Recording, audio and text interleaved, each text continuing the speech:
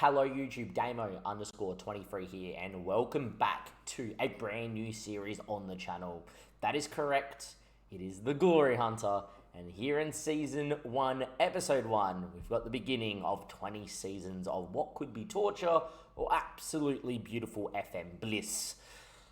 In the Glory Hunter, if you don't know where the idea comes from or what the Glory Hunter is, I do recommend Dr. Benji. Go search him up. Much better content creator than myself. Has been doing Glory Hunters for years. I'm a massive fan of Ben's. I watch his content religiously. So with that being said, it's about time I throw my hat into the Glory Hunter ring because I've never done one of these challenges. I'm definitely more known for, bringing Rise of Nation saves in, doing Champions League glory with semi-professional clubs, or trying to topple the biggest farmers leagues out there, which is the Bundesliga and, of course, the French league. And don't get me wrong, the Paris 13 Atletico save will still be here. But as we start to dominate France more, I think it's a perfect time to start this save, as we can produce more YouTube content around this, as the Paris 13 Atletico save needs less YouTube content at the minute as we're 11 seasons in. With that being said, in the Glory Hunter, the rules are simple. 20 years, you've got to win all the domestic cup competitions and the domestic league competitions of the top 5 nations, which of course are England and obviously the Premier League and the FA Cup. Italy, which is obviously the Serie A and the Coppa Italia. Germany, which is the Bundesliga and the DP Pokal. Spain, which is the league in Spain, and of course the Spanish Cup, and the French league, which is Ligue 1, and of course the French Cup as well. It's going to be a bit of a challenge. It's either going to be 20 years of torture and pain and a lot of rage, or it's going to be 20 years of FM bliss. Hopefully do it inside of 20 years. And to throw it all on top, you need to win the Champions League, the Europa League, and traditionally you're meant to win the international Big Two, which is the Euros and the World Cup. Ben this year's not doing that. I'm still going to go and try and do that. And as well, the Conference League, hence West Ham, is one of the reasons why I've started with West Ham. A couple other reasons why I started with West Ham, and we'll again go into the squad and have a look at what we can do. Firstly, I have the updated database. I've got Danny Ings, a player I love a lot, being a Liverpool fan. A. Secondly, JS is a massive Hammers fan in our community, been asking me to do a save at West Ham, so here they are for you, JS. And lastly as well, in real life, they're a shambles. They're 16th after a good year. They can't push on. On FM terms, their squad is a little bit sketchy, which I'll talk about as well. And to be quite honest, it's going to be a very difficult start, but a great start nonetheless, because I feel like if you do well with West Ham, your reputation will grow. And the biggest thing about Glory Hunter is get a good reputation. So when the big jobs come in the last 10 or so years, like the PSG jobs and the Bayern jobs, etc., where it's a farmers league, but if you can get into one of those jobs, you're basically going to do the double and do the domestic side of those two. It's generally the plan of attack, and what I'm going to be trying to do is get the rest, get my reputation, hope one of those two big jobs come along. Sometimes it doesn't happen. Sometimes you have to go into that league and do well to then get that job as well. We'll see where this Glory Hunter takes us. But West Ham, great starting spot. I know that they're very interested in Europe. I know their squad's not particularly good. I'm going to delve in. We're going to see what we're going to do. Tactic-wise, a bit of a talk about the team and what they require from me. And I'll be back in a second, YouTube. But if you are excited for a Glory Hunter save, even if it means you're watching me on the side of Ben, or you're watching me on the side after you watch about 9 other content creators, give it a like. Let me know if you're doing this save, and let me know where you started. And if you're more than a season in, let me know where you have gone as well, so I can get maybe a bit of an understanding where I should plot my next moves. Also, would you have started with someone else at West Ham? I had other ideas. I had options to go to bigger clubs, without any disrespect. West Ham might be quite the challenge, Season 1, to try and maybe, fingers crossed, go deep in the Conference League. The beautiful cut screen. I do like this. It looks a lot like Sky Sports. West Ham sign myself, which is always nice. There's their history. For those that maybe do not know, West Ham, even though being one of the oldest clubs in the English divisions, never, ever, ever has won a league title in the top flight. They have won some other big competitions, a Cup Winners' Cup, some FA Cups. the thing with a Glory Hunter is I may not win or achieve anything in terms of club competitions with them. There might be a deep run in the FA Cup or the Cabaret Cup. Maybe we can get them to Wembley in one of those competitions. The Cabaret Cup we don't care about, but it's good for reputation.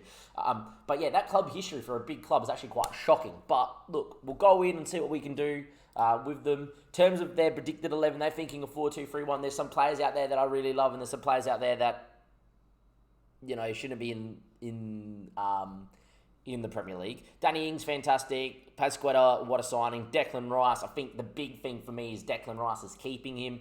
Jared Bowen having a very poor year. So our goal is to get him to have a good year in FM while he's struggling in real life. Kurt Zuma's here, and we know how fantastic he is on Football Manager. I'm dealing with him in France. I could have used him as a French player in my national side. And then we've got other players that we will talk about as well. But look, that's not a bad team. They're predicting 4-2-3-1. I'm a 4-3-3 sort of guy. I will not rule out 4-4-2 though, considering we've got Skamaka and Ings, and both of them might play well up top. In terms of what Karen Brady wants me to do, she wants me to play attacking football, develop people through the club's system, sign players under 22 for the future. I will try to achieve them, so I'm not at a disadvantage come end of season. We don't meet any expectations, so I can keep the job, because I feel like you don't want to really resign from one role to go over into the next. I feel like you want to always move and be in a job.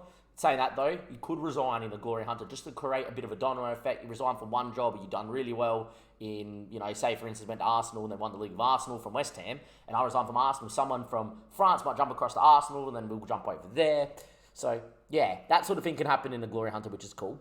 More importantly, end of the current season, they want me to qualify for the Europa League, which means a top 6 finish. I'm telling you right now, the squad I just saw on the screen before is not a good enough side to finish top 6, hence where they need to be. Challenge for the Conference League, because they will be in the playoffs to get into that, and just be good in the Cabaret Cup and reach the later stage of the FA Cup. Look, I'll be trying to. They want to be self-sufficient.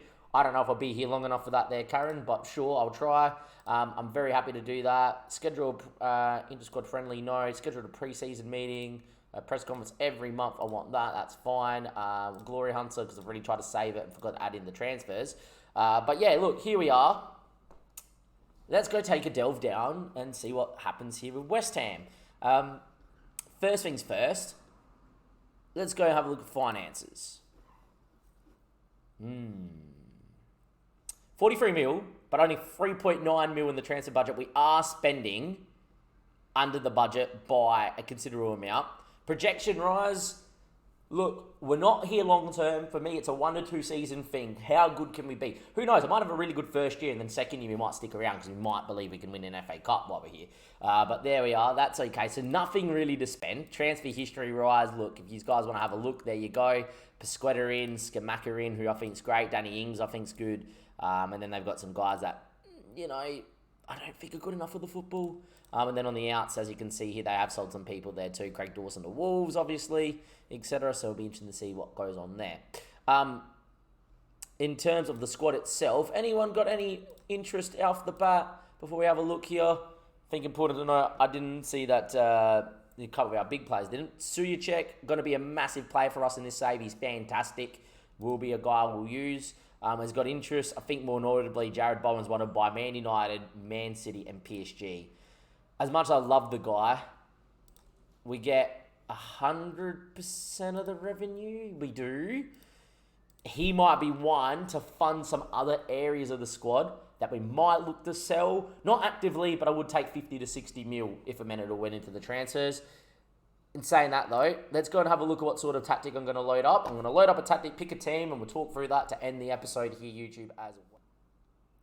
YouTube, we've picked our tactic and going to talk about the squad in a second to end the episode. That is, they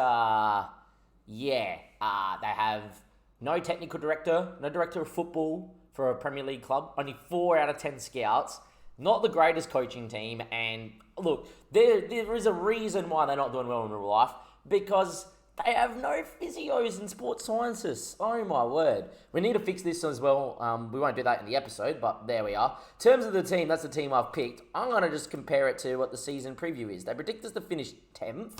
that we loaded in. And they reckon it's Declan Rice at the back. That's because of injuries with Zuma and Creswell. With Suyacek and Downez, who is a signing they've signed, who's not that good. With Fonreals, Pasquetta, Bowen and Ings, which, look, I would actually say that's pretty good if we played that. First things first, right? 2.5-star player is only a good Premier League player. I do not understand why they bought him in for 9 mil. Don't get it. So, yeah, look, is what it is. We're not going to definitely use him. So those 2.5-star players are not great. A 3-star player like Kufau is a decent Premier League player, unlikely to improve. For you to be a good Premier League side, you need good players in the Prem. Good players with a couple of leading players sprinkled in. We don't really have that. You know, Declan Rice is our best player. Look how fantastic he is. I don't think we could sell him because we're never going to be able to get a replacement. I am playing him as a deep line playmaker and defend, which does take away his marking, but it does bring in his good positioning and the fact that he can move the ball around really well. And I don't mind that for Declan Rice as well. You know, if he's your best player, and Suyacek's deemed a good Premier League player at 3.5 to 4 stars, depending on the role, and same with Pasquetta, who is a good player at 3.5 to 4 stars, right? You need people 3.5 star or better in our current squad to be good. And look, going forward, we might actually be okay because we're going to go a bit of an in-depth. Look, you know, Fabianski, not the greatest keeper, but is the number one, decent. Real life, I really rate him. Kurt Zuma, we cannot sell, I do not think, to Newcastle or anyone, realistically. The guy is very good at what he does. At 27, he's physically solid, he's strong. If he stays fit, we've got a defender of the level. Tilio Kerr, the sign in real life, who I think is a decent backup option, don't get me wrong. Might move him as a ball-playing defender and defender, get him to 3 stars to play in his right role. He's got some pace about him, so that's not bad. Has a little bit of pedigree from the clubs he's come from. People haven't used him before. And then Creswell's your best left wing-back. Full-back on attack is what I use in this system. He's wanted at the minute by Wolves. He's not getting any younger and his pace is going to diminish, but, you know, yeah. So as you look at it, we probably need a right-back, we probably need a centre-back. Straight away. When you have a look at who else they've signed, which is this Naef guy, he's only a leading player for the championship and they spent 26 mil on him. I don't think he's that good either. He's someone that next year I would sell in a heartbeat if we're still here.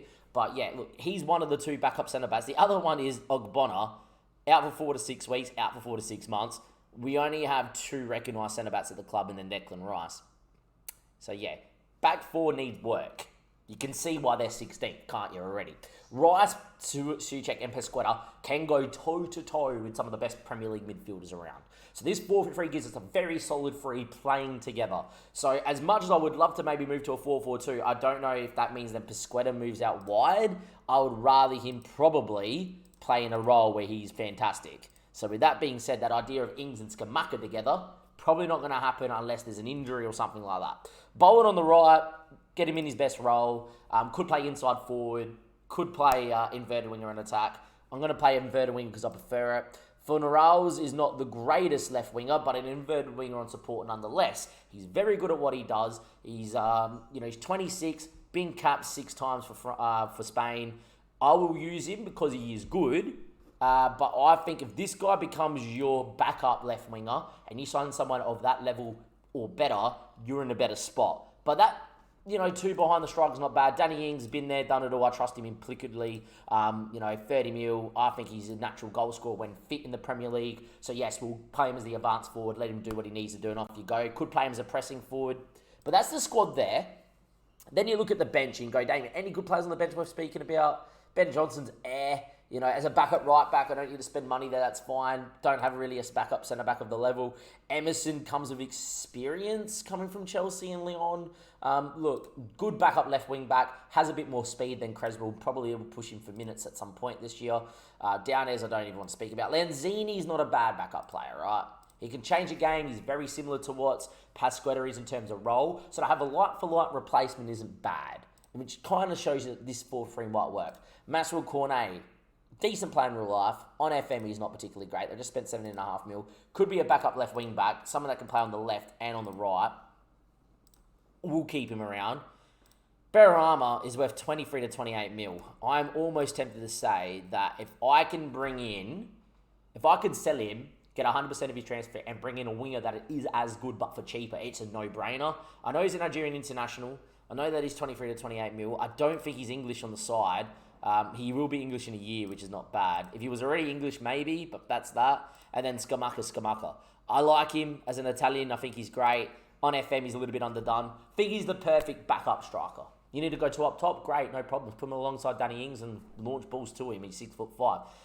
Needed someone that's going to build up instead of Danny Ings getting in behind and offering other things in the advanced forward. Great, put him as a complete forward and, get him this link-up play with Fornals dropping in, etc.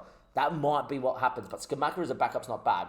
Leaves you then with Antonio, who's wanted by Wolves, and I'm telling you right now, at 32 years of age, as much as I do like Mikel Antonio in real life, he's got good explosiveness. He could play on the right, don't get me wrong, he could, or on the left. I just think at 32 worth 16 mil, it's a no-brainer to sell.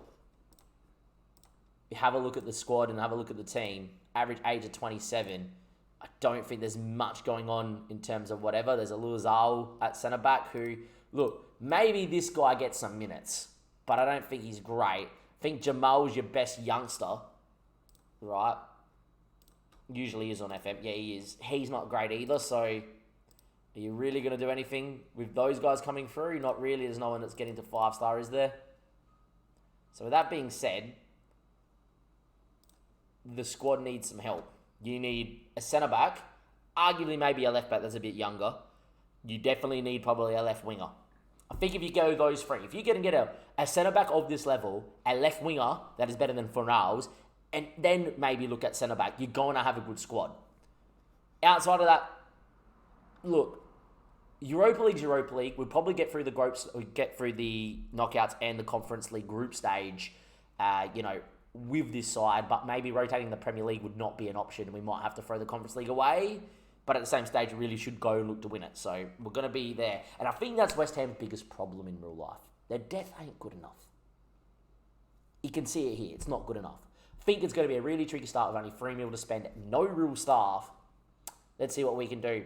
Till next time, though, that's the end of episode 1. If you've enjoyed the breakdown of the squad, you've enjoyed the breakdown of the staff, where we're meant to finish, which is 10th, etc., then give it a like, do subscribe. If you are doing a Glory Hunter save, links down below to come watch this one live on Twitch, as I will be live for the opening day of the season, which is Chelsea, then Brighton, then Fulham, then Everton, Southampton. Look, outside of Chelsea, not a bad opening month.